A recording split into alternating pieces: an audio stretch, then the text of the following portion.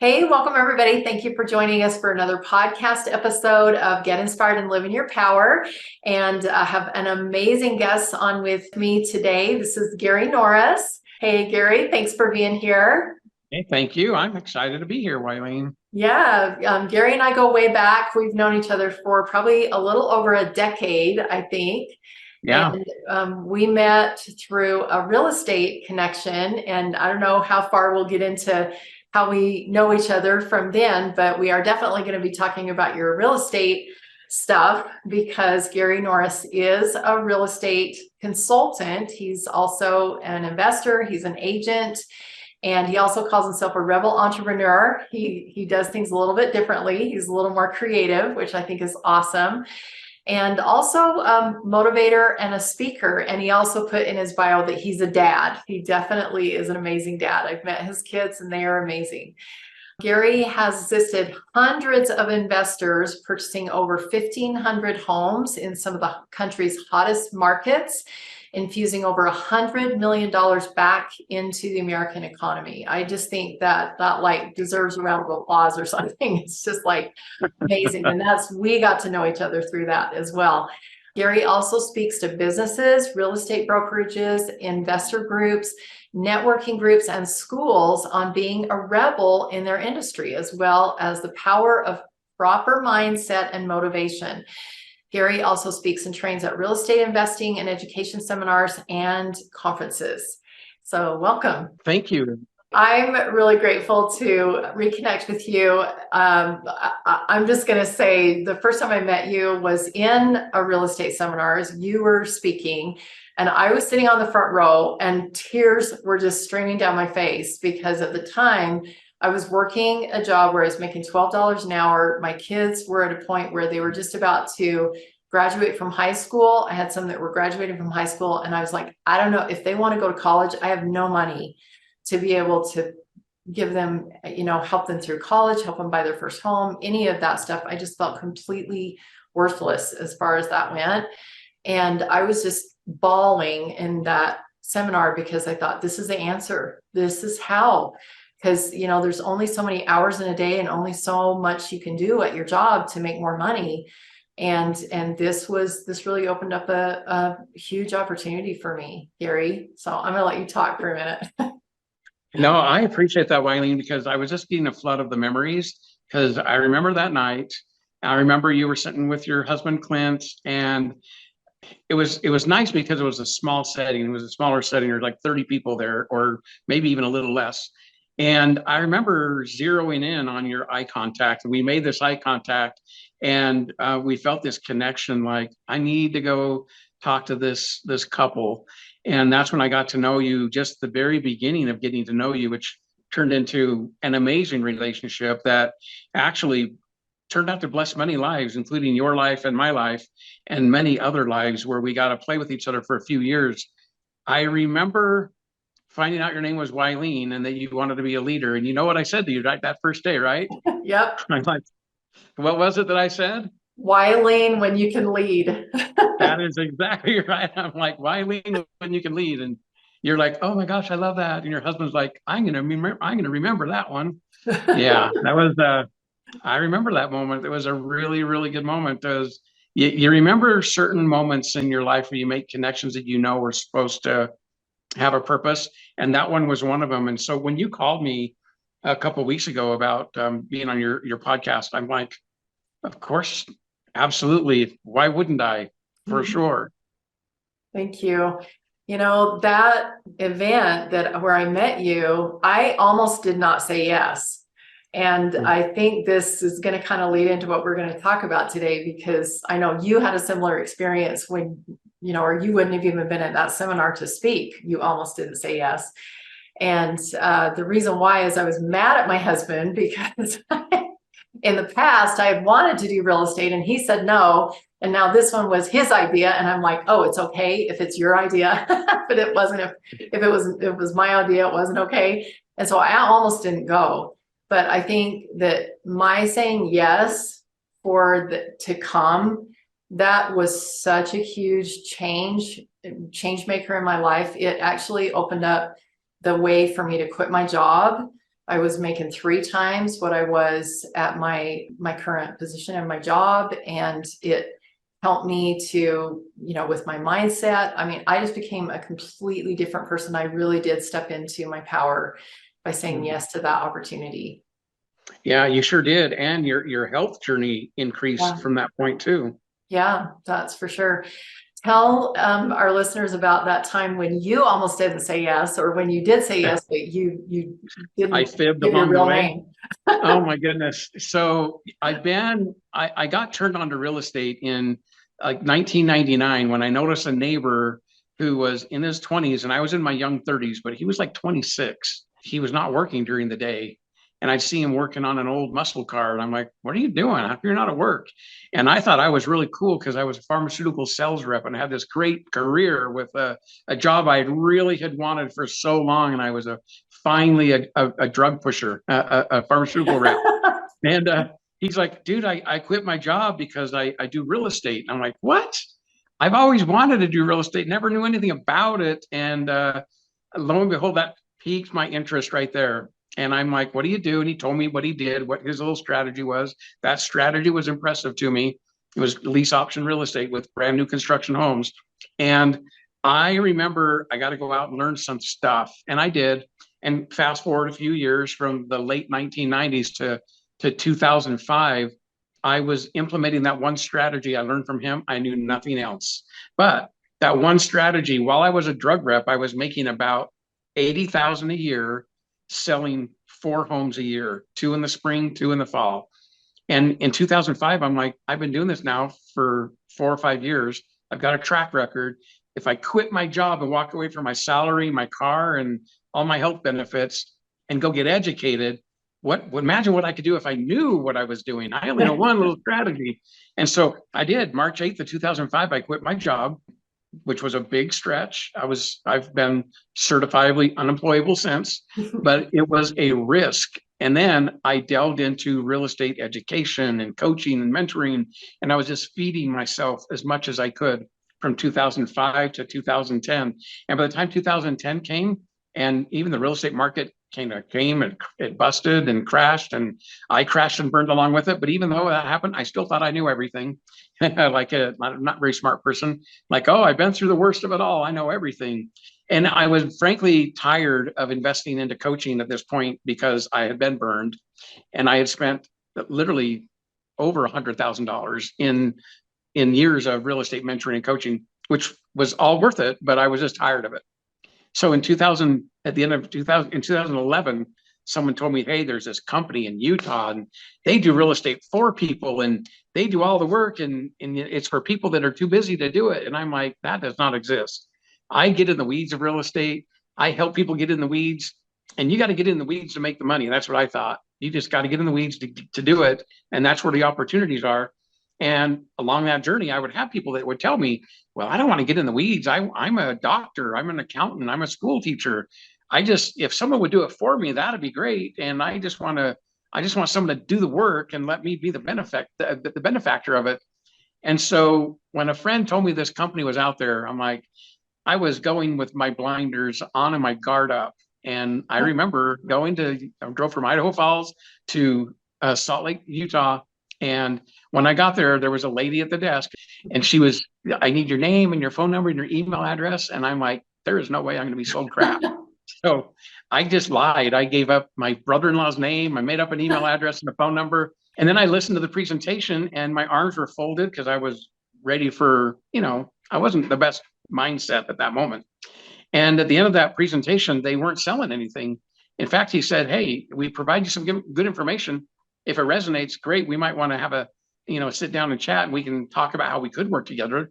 And if not, let's just part as friends. And I'm like, well, frick, now I want to know who this guy is. And I've already lied about my name. And so I confessed. I'm like, dude, I'm sorry. My name's not Dan. It's Gary. I want to know more about you guys. I feel like I need to know you guys. And that started the relationship, Wileen, that is still connected to what I'm doing today. That relationship.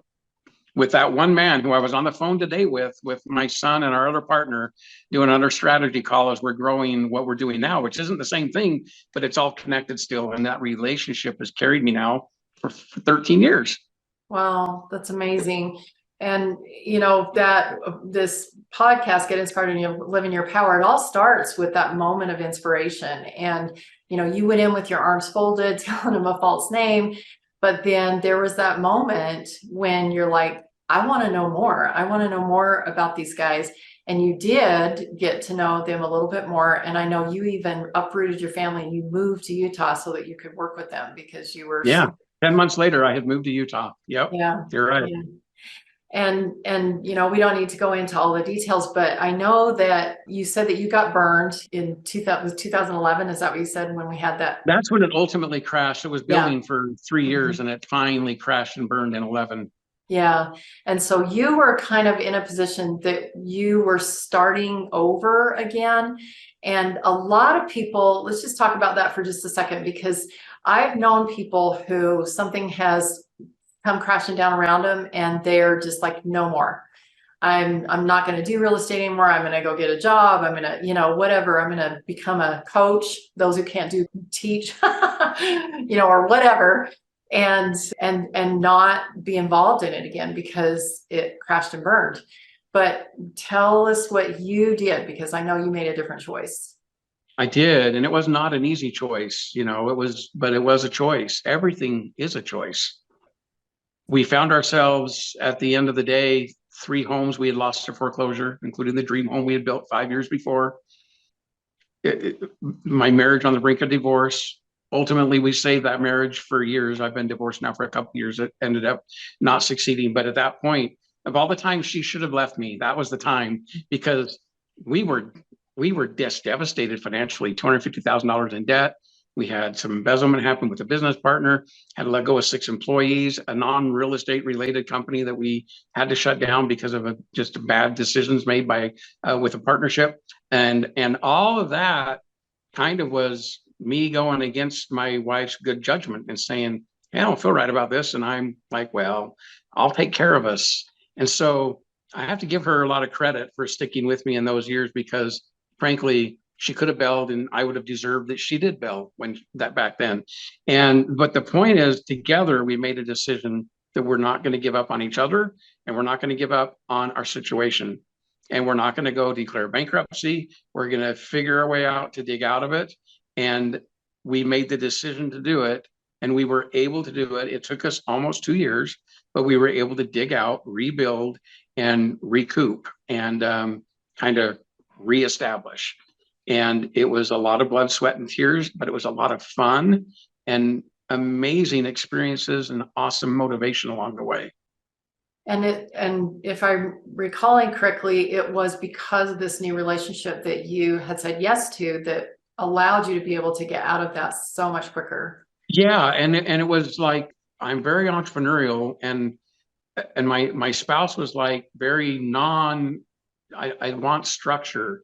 Go be a pharmaceutical sales rep. There's a salary, a company car, and benefits. That's good structure. And I can see that version of that. And she needed that. And I kind of was wanting to run away from that because I thought there was bigger opportunities if I could get out of that. But together we worked it out, Wileen, and we were able to make an agreement. And the agreement was, she told me, you can promote and sell this opportunity to others, but even to our children. But you and I will not pay a dime into this program until you can prove me, Gary, that it will work for others.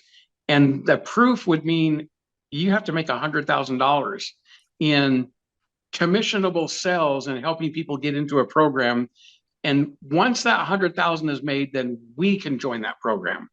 So literally, it's like, I'm selling something, and when people are about to buy it, they say, well, what did you do?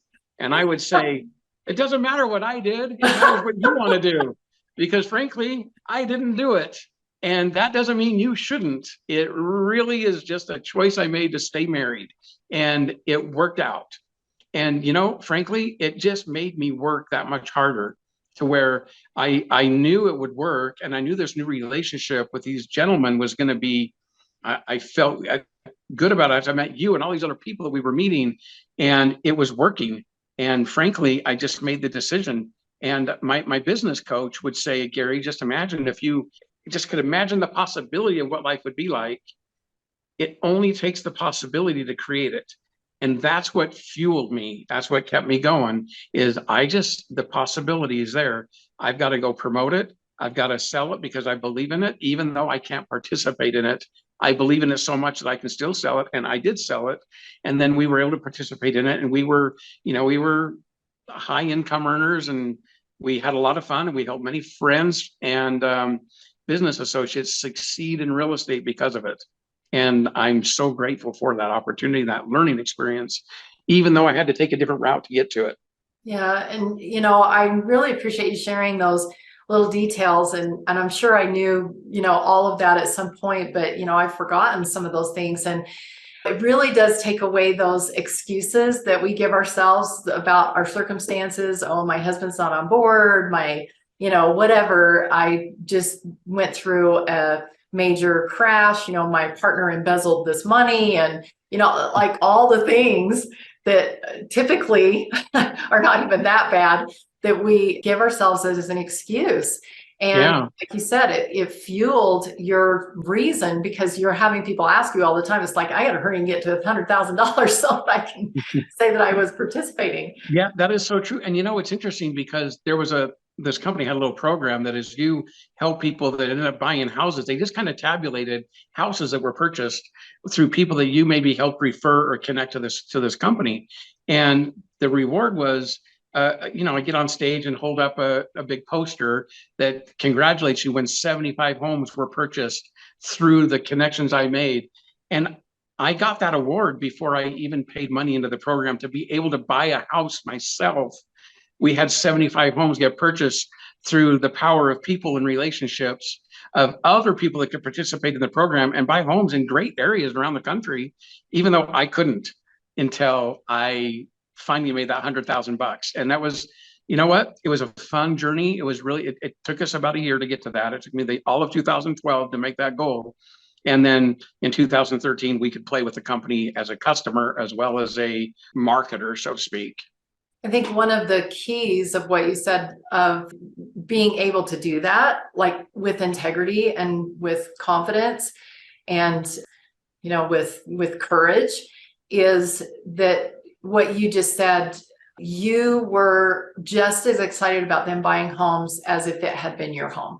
So it wasn't about, how much money can I make? And I've known you for a long time, and you are just that loving kind of a person. You really want to see people succeed. You want to help people get into their homes, help people get into their investments. And the money is just like a side benefit for you. It's like the outcome of helping people get what they need.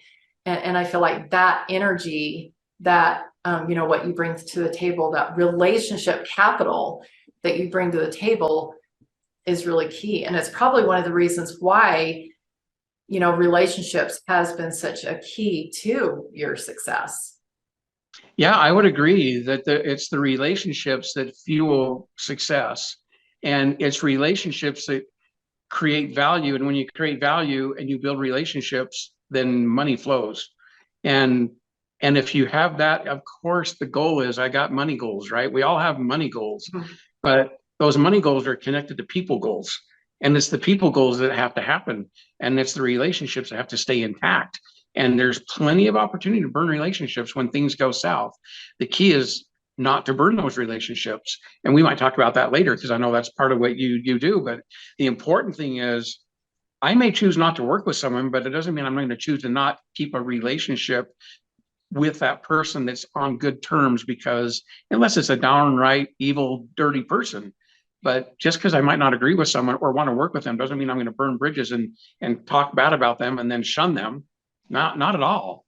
I think that's a great segue to how you got back connected to that company, because that company actually did close their doors.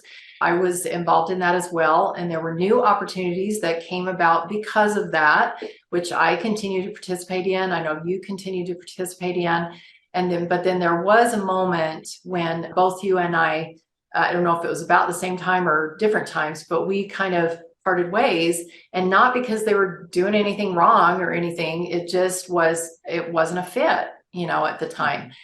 So you, I know, went off and started doing your own real estate stuff. And then I don't know really what happened a lot during that time, because we weren't super connected at that point. But then I know there was a time when that relationship that you didn't, the relationship kind of, or the partnership kind of burned down, but you did not burn the bridge with the relationship. So tell us a little bit about kind of how that happened. Yeah, I agree. And I think more importantly, if I can kind of share lessons along the way instead of just the story, that would Yeah, be for more sure. beneficial for the listeners. But the kind of the story has to be told along the way to get the lesson out. So Okay. I sometimes I feel bad talking about myself, but No, this it is kind great. of, yeah, kind of paints a picture and inspires people that are like, oh, I can relate because I go through things myself. They're not those things, but I got my own crap I'm dealing with, and I guess everyone does. And that's the key. Everyone has crap that they're going through. And everyone has relationships that they are strained. And in this case, with this company, they ended up shutting the doors, shuttering it up. The founders, all the ownerships kind of went their separate ways. A couple of them tried to, well, it'd be nice to keep what we had and restructure it, repackage it, and just kind of keep it going. This the sheer real estate end of it, not the motivational end of it, not the seminars, just the real estate transaction end of it. And thankfully, they kept doing their thing, and I walked away. I walked away from all of it, and it was, unfortunately, it was a time when my wife and I decided we needed to walk away from our marriage at the same time, and so that that took place in 2019, and it was just kind of back to the real basics for me. Now I'm finding myself I'm now young, just turned 50 years old, and I'm now divorced, and the great fun I was having in real estate with these neat people, there's no longer an opportunity, and I'm back to the drawing board. And real estate's what I love. It's in my blood. I just need to know I can help people. And if I can help people, I can create success. So I went back to flipping houses. I worked with some great people and partners, including my son and with my daughter. And that was great. And in 2020, with the pandemic hitting and house flipping, it was just kind of weird and bizarre. And it was just a weird year, but surviving 2019 and 2020 and the pandemic, as 2021 started, which Wileen was just 2 years ago in January, I got a phone call that circled back and created what's now called Done For You Real Estate that I work with. And he said, hey, Gary, it's been a couple years. I know you're in Idaho now. We're still in Utah. You know us. You love us. You know what we do. We know you. We love you. Those were his exact words. You know us. You love us. We know you. We love you. We need access to inventory for our clients. And you're a real estate agent. And I'm thinking maybe you could help us get access to a new market. How's Idaho looking? And I'm like, dude, Idaho sucks. Everything's way too expensive. I mean, I love Idaho, but it will not work in your model. You need a market that is $200,000 less for the same house.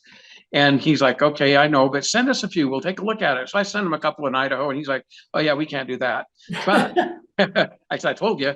I said, but you know what? I'm in a point in my life where I would move and open a market for you that makes sense, and I could do it immediately. I have nothing holding me down except my last flip, which will be sold in February, which is in like 4 weeks.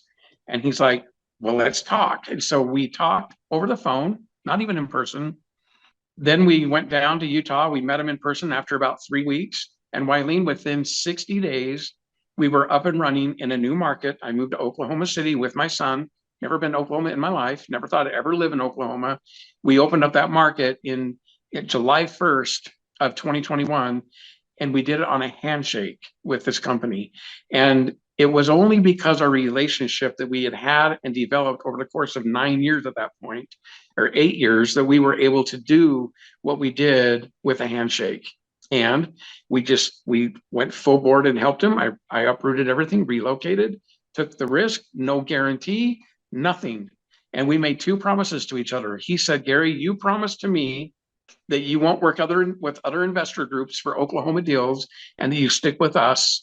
And I promise to you that anyone that ever wants to buy in Idaho or in Oklahoma, even if it's some massive agent that sells 1,000 homes a year, we won't let him talk to us unless he goes through you. I'm like, that was our handshake deal. And the speed of trust, we were able to go out and create it. And it was an amazing experience in 2021. And now we're in 2022. We duplicated that. I kind of work with them I have a role with the company now where I help open new markets for their clients to buy properties in. We mimic what we did in Oklahoma City, and we did that in Knoxville, Tennessee, northern Mississippi. We're now in Dallas, Texas, Houston, Texas as of March. And so it's just an amazing opportunity, but it all came about by keeping relationship capital alive and not ruining it, and not, you could part ways, but you could part ways as friends. And you never know when you might circle back and work together again, or know someone who might be able to benefit, just like you and I do. We don't work together at all right now, but we work with some people that you could benefit what you do, and people that could benefit with what I do, and we can refer people back and forth just because we're good people. Yeah, I love that. Thank you. I also wanted to share with the listeners, because I know you probably won't, but I asked you this earlier. You sold 150 houses, which is what equated to $500,000 in commissions in 18 months because of this newfound relationship and the way that you're working with this company now, opening these new markets, you and your son together, right? Which is, yeah, that is accurate. It was a big blessing. Yeah. And it's something that we've been able to do. Actually, we work with agents in other markets, specific markets right now, to help open new markets too. It's kind of a fluke what we did. We didn't know anything about Oklahoma City. We just planted ourselves there and we were successful. Truly, it's better to go find people that already live in that market, that are agents that are already successful, and bring them into the fold. And that's what we do now. But what we did with us was just very unique, and but it worked out great. And now we left Oklahoma City just this year and moved to Dallas, Texas. And right now, my son and I are running. We're transitioning out of Oklahoma City. We got new agents that are taking over our Oklahoma City business while we stay in Texas.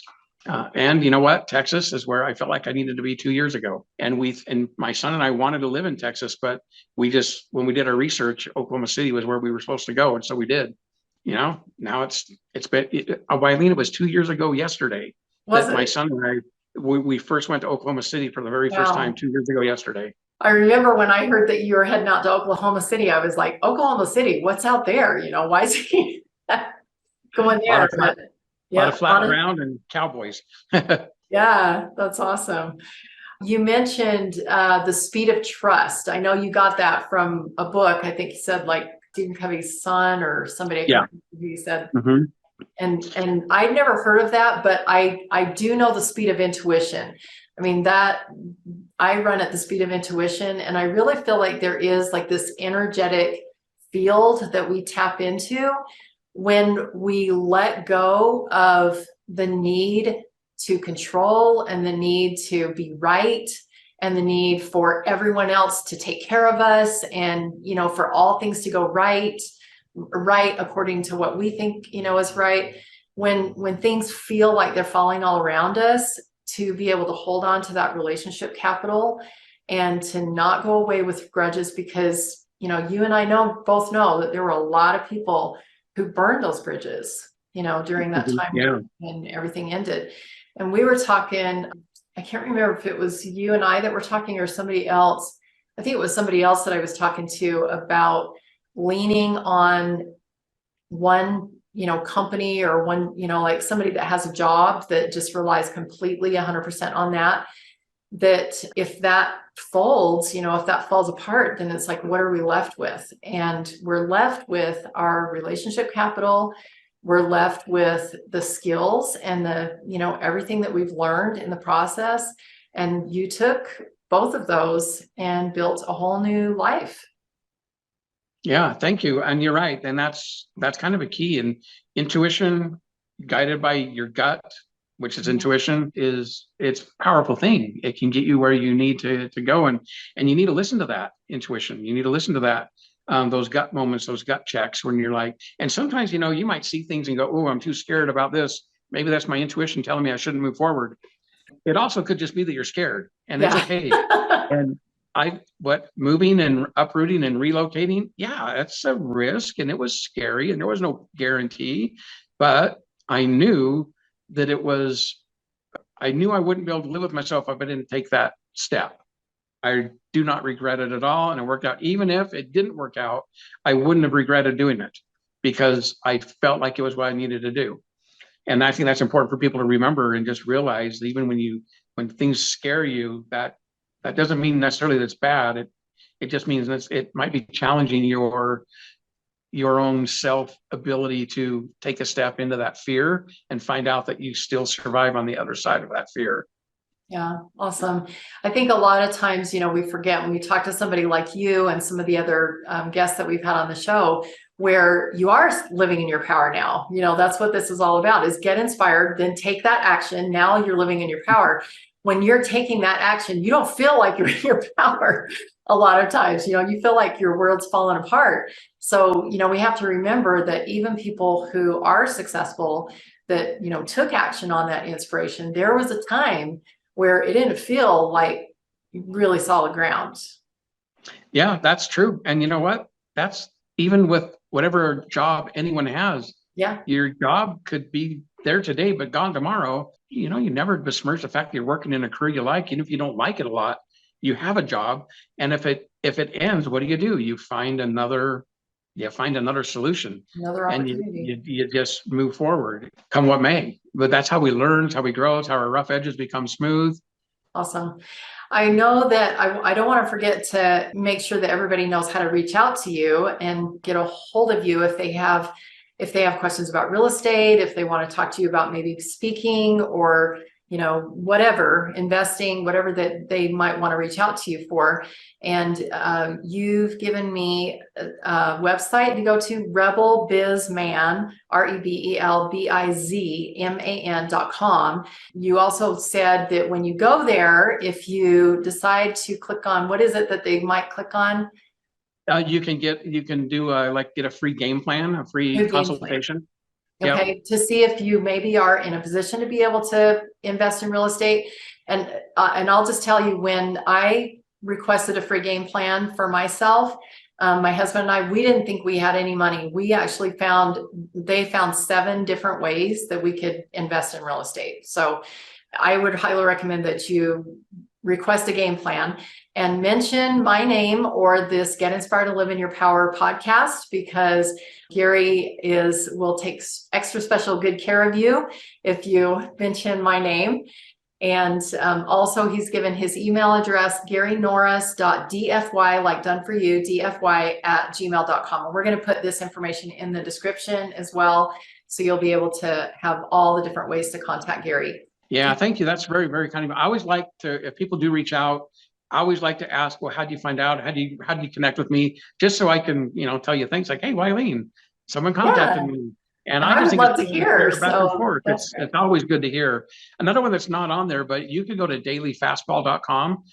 It's very cool. We have this whole book coming out called Moneyball Real Estate, but dailyfastball.com, every single day, if you go to that website, you have to opt in, like give your name and your email address. It doesn't cost anything, but every day they will send you a live deal that is a property that could be bought today. Wow. In one of the markets that we do real estate in. And we're in multiple markets right now. And we transact, we have clients from all 50 states. We manage, all our clients own like nearly 4,000 homes right now after being in business for all these years. Dailyfastball.com is a great way. Just right to your phone and you can just see a live deal. It could be in Dallas, Oklahoma City, Memphis, Indianapolis, Orlando, Knoxville. It's just kind of a cool thing to see them. And literally people go on there and they're like, I missed out on that deal, because we get deals every day, but it's just a lot of fun. So check it out. Yep. Happy to help. Really awesome. I know when I first started investing in real estate, I wanted to stay close to home. I wanted to keep my finger on the pulse of what was going on. I was going to be my own landlord and everything. And boy, I learned really fast that it is so much easier if you let somebody else take care of it. And then also buying in these hot markets. I would never buy a rental property in Utah because it's just too expensive. Not right now. Yeah, right now. My daughter Sasha has bought 4 homes in Oklahoma City. She's never even been in them. And just like all of our clients, They don't really have to come out and see them because it's done for you real estate. But she's bought 4 homes, never seen them. And it's kind of cool when you can say that you own real estate in markets that are 1,000 miles away from you and you never do have to see them. But it is nice to own them and to have 100% control over that, as it helps you towards retirement. And that's why real estate is golf to me. It's what I do. If I wasn't paid to do it, I would still do it. I go to open houses for fun. I go to pray to homes for fun, just because I like to do it. Yeah, that's awesome. Well, before we end, Gary, I just have one last question for you. And I didn't really give you a heads up on this, but I feel like you're going to be able to give some amazing advice here. Okay. If some of our listeners are in a situation where maybe they're feeling like burning a bridge, maybe they've had a partnership go south, or maybe they're in a perceived failure, maybe they're in a situation where things just, the bottom kind of dropped out, and they're like, I don't know if I ever want to do this again, or, this horrible person, whatever. What kind of advice would you give them if they're in that kind of a situation where they could make the choice to burn the bridge and just stop? That's a good question. So what comes to my mind immediately is seek to be understood and seek to understand.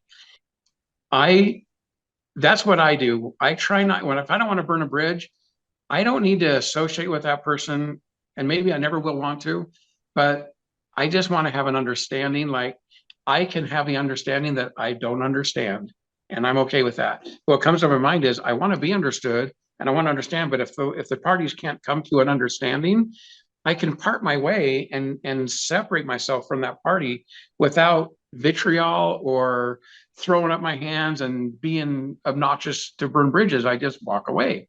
And maybe the day will come when I can gain an understanding, or I could be understood.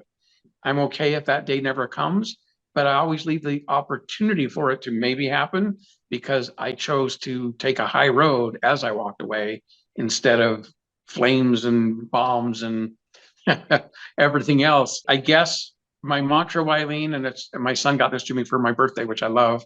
I say it all the time, but I say, do good and be good, and good will come back to you. And that's what I feel. And on my little welcome mat on my front door, it says, do good, be good. And that's really the essence of how I try to live. And if you are good, if you do good, you be good, you never will burn a bridge.